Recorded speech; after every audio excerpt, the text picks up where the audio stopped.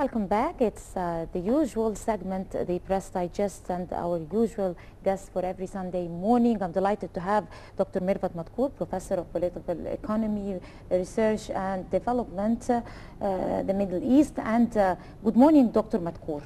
Good morning, Dina. What shall we start off? The WAFD newspaper, yes, maybe? Yes, please. Okay, on page 1 we read Egypt awaits its 5th president. Cues vanishing ink pens, and Muslim Brotherhood gives bribes to the voters in front of the polling stations, according to Al-Wafd newspaper. Al-Munufiyya governorate announces or speculates winning of presidential candidate Ahmed Shafiq, while Salafists and veiled women propagate to Morsi near polling stations. And I guess before we go, before we continue, we'd ask you to comment on what I've just read now. It is understood why Shafiq, if their speculation is that he's winning Munufiyya, it is completely understood why. Because it's the governorate of late President Sadat, and as well as the ousted President Hosni Mubarak. So it is quite understood. It's more going to the army side, and in their opinion he is part of the army, though other people believe, you know, that he's not part of the army. He's now a civilian. He has been a civilian for the past 15 years when he became the Minister of Aviation and so forth and so on.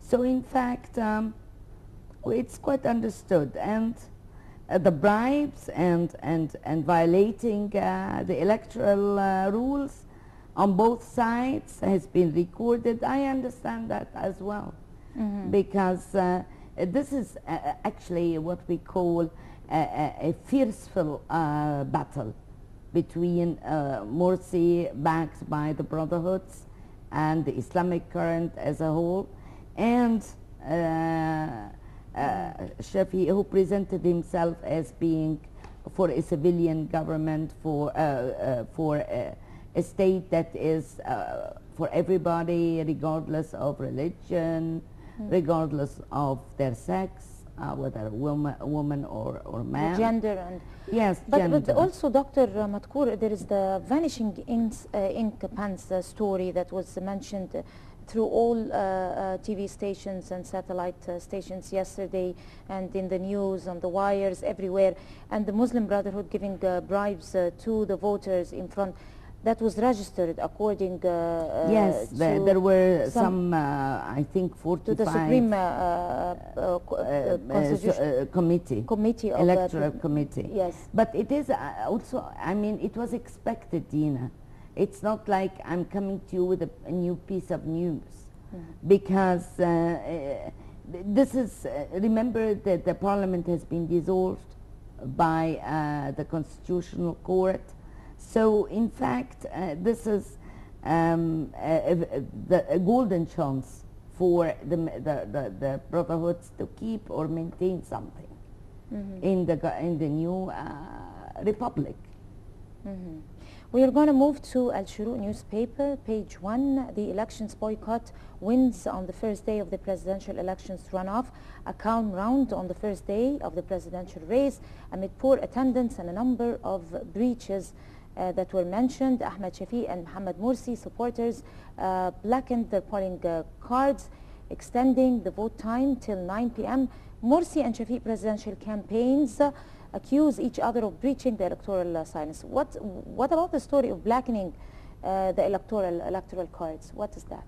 It's because they discovered, you know, you have this election paper with Morsi and Shafiq on it, and it has been already marked.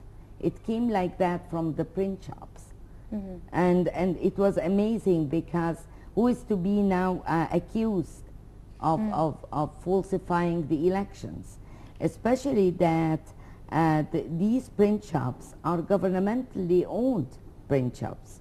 So if it is done like that, it raises many questions. Are these the electoral cards that were Yes. announced Yes. by also the Supreme Committee of the Presidential Yes, Elections? yesterday 30,007 they governorates? No, these are something else. These Mhm. has been done outside after these election papers have been handed in closed envelopes. And it was very amazing that you find that already a mark has been done.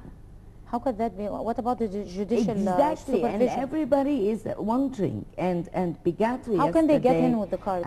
he was calling on Amr Adib in Al-Qahira اليوم in the mornings and was wondering how did it come. He says it's a false print. But it is confirmed.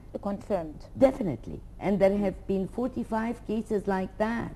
In addition, of course, to the usual which has happened already in the first round, that you find already marked electoral papers scattered here or there. But I mean, this raises a huge question, you know. Why, how could it be that they are doing that? Especially that this print shop is governmentally owned, المطابع الأميرية. الأميرية. Okay. That was mentioned early morning also in the news. Yes. But if you could allow me, Dr. Madkour, we have with us one of our correspondents, Reem Noor, Nile international correspondent in in one of the polling stations in Medinat Nasr. Good morning, Reem. Good morning, Dina. So how is it going on your end? Before you say what's happening, we need to ask you about irregularities and if there are any rigging or anything that is happening that was cleared in this morning that you heard? Have not heard of any irregularities or any violations whatsoever. Things have been going very smooth and very calm at the polling station I'm at in Nasr City. It's a fairly big one, but things have been relatively calm. Right now, actually, it's very, very calm. There aren't any voters here, only a few voters coming in and out of the polling stations, but nothing compared to yesterday. I mean, this time yesterday, there were long queues at the doors and at the polling stations waiting to go in and cast their vote. Right now, it's very quiet. I would say there are only about 10 voters present at the voting location right now, and they go in and come out very, very quickly. There's no one right now, so if anyone's watching us and who wants to vote here in Nasr City, this is the perfect time to come vote right now. It'll be very quickly. Right. This polling station, there are about approximately 25,000 registered voters at this specific location.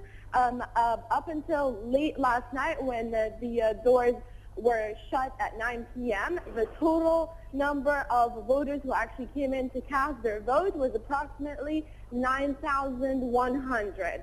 So, I mean, this is about 36% of the total number of registered voters, and the judges we talked to think that this is a really good turnout for the first day, and they're expecting more people to come in today.